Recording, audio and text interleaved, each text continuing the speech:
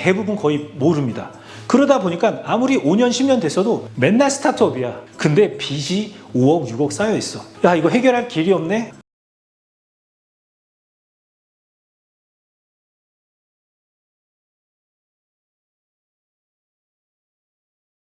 자, 그래서 대표님은 생각해야 될 게 바로 중장기 경영 전략을 생각해야 되는데요. 예를 들어서 사업 마련이나 기계 설비 투자, 대기업 납품을 위해서 매입 자금이라든지 정부 지원금 등을 활용하려면 세무사 사무실에 제대로 된 교류가 없다고 한다면 절대적으로 내가 좋은 재무제표를 만들 수 없다는 겁니다.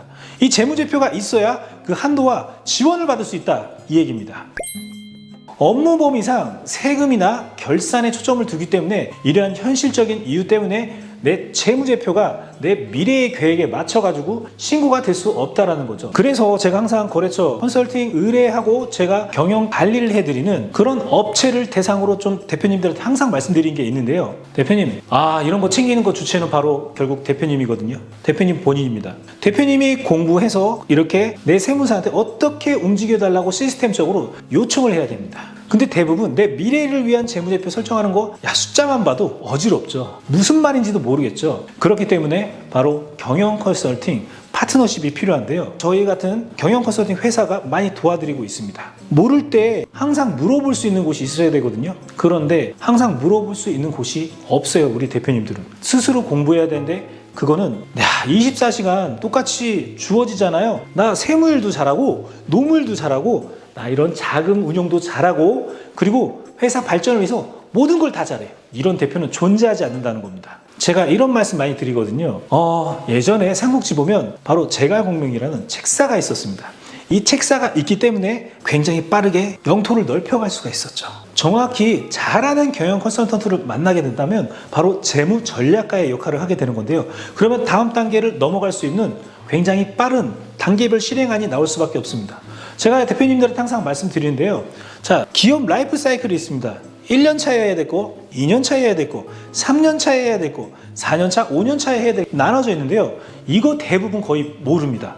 그러다 보니까 아무리 5년, 10년 됐어도 맨날 스타트업이야. 근데 빚이 5억, 6억 쌓여 있어. 야, 이거 해결할 길이 없네? 그래서 바로 이 경영 컨설팅 관련돼서 저희의 업체 의뢰를 많이 들어오는 상황이 굉장히 많습니다. 이대로 계속 사업하면 빚으로 계속 남을 수밖에 없어. 안 그래도 지금 원자재라든지 굉장히 재료값 폭등했는데 자영업도 마찬가지거든요. 빚을 갚을 수 없이 빚만 늘어. 괜히 세월은 흐르고 있고 돈 번 건 없다. 100% 이거 생각하고 있을 겁니다.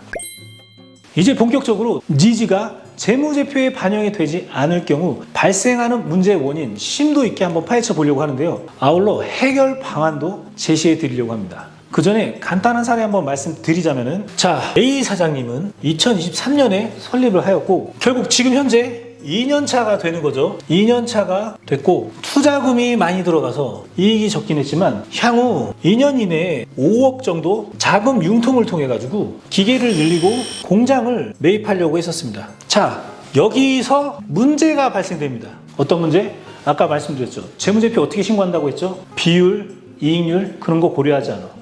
세무사는 절세가 가장 중요하다. 대표자가 종합소득세, 법인세 이것만 줄이면 돼 라고 했습니다. 이 세무사 사무실에서는 사장님이 구체적으로 공장 확장 얘기를 크게 하지 않았기 때문에 매출 대비 비용을 최대 반영해 법인세, 종합소득세, 부가세를 줄여주는 이쪽으로 바로 결산을 잡았습니다. 그 결과 2024년 3월 결산이 끝나고 나니 영업이익이 너무 적게 잡혀 있고 지금 현재 시점이죠. 부채 비율이 어정쩡하게 개선되어 버린 거예요. 그래서 은행에서 재무제표를 보고 아직 흑자가 안정적이지가 않고 자본 대비 부채가 좀 많아 보인다고 판단을 해서 대출 한도가 1억 나올까 말까 그것도 잘 안 내준다. 금리도 높은 편으로 제시할 수밖에 없다. 야, 이거 공장 매입하시는 분들, 부동산 매입하시는 분들 갑자기 공장 매입하러 가잖아요. 그러면 금리가 5에서 15% 완전 엄청나게 높아요. 이게 별거 아닌 것 같죠? 금액이 20억, 30억 되잖아요.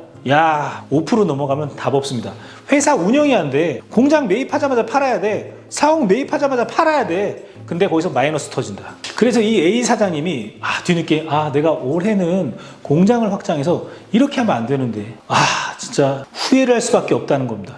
이미 결산이 끝나버려서 최소 2024년 결과치는 그대로 2025년 심사 자료로 쓰이기 때문에 어쩔 수가 없어지는 겁니다. 자, 3년 따라간다고 했죠? 자, 이 사례를 보면은 대표자, 세무사 사무실 직원 간에 대표자의 미래에 무엇을 할지 공유가 전혀 안 됐다는 거예요. 근데 공유하려고 해도 바빠. 한 여직원단 30개 이상의 거래처를 관리하다 보면 이런 얘기 못 들어요. 기장료 얼마 주고 그거 해달라 안 돼. 세무사는 단순하게 절세만 최우선으로 목표로 세우는 경우가 굉장히 많습니다. 하지만 이 절세를 하게 되면 실제 경영 전략과 충돌할 수 있다는 게 바로 핵심입니다. 뭐? 충돌. 아시겠죠? 자, 이게 문제의 원인이 뭐냐면 바로 세무, 경영, 회계, 이거에 대한 바로 시각 차이예요. 시각 차이. 제가 수많은 사례를 보면서 중소기업 재무제표 관리 실패 이런 거 너무 많이 봤거든요. 자, 온라인 검색만 해도 굉장히 많이 나옵니다. 세금, 회계, 자금이 제대로 분리가 제대로 안 돼 있다는 점인데요. 세금 관점에서 보면 바로 세무 절세가 포커스고요. 경영 관점에서 보면 바로 자금 조달이 포커스입니다.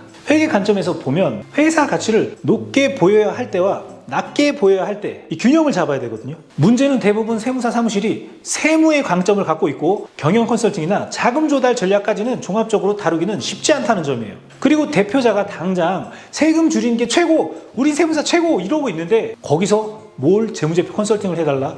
이거 안 나오죠. 그리고 합법적인 절세에 인증 같은 걸 해야 되는데 세무사가 하는 역할이 아니죠. 기타 여러 가지 컨설팅, 세무사가 하는 역할이 아니죠. 정말 중요한 재무제표는 바로 구조적인 설계가 있어야 되는데 그게 바로 뒷전이라는 거예요. 자, 그럼 해결 방안을 한번 좀 간단히 말씀드리자면 대표자의 니즈를 명확히 해서 공유를 해야 된다는 거예요. 가장 먼저 대표자님의 니즈가 명확히 정리해야 된다는 점입니다. 제가 한번 이런 질문을 드려볼게요. 자, 향후 1년에서 3년 이내 대출이나 투자 유치가 필요한가? 필요하다면 얼마가 필요하지? 어떤 은행, 정책자금, 일반은행 어디를 통해서 조달을 할 것인가? 자, 생각해 보세요. 두 번째, 정부 지원 사업, 중소벤처기업부 설비 투자 지원이라든지 중소기업진흥공단의 정책자금 신청할 예정이 있는가? 이 지원 사업들은 되게 재무제표 안정성을 중심적으로 본다는 건데요. 이런 거 아시는 세무사들이 알고 있다고 치더라도 할 수 없어요. 자, 그리고 세 번째는 회사 자산, 공장 사옥, 설비, 사무실, 창고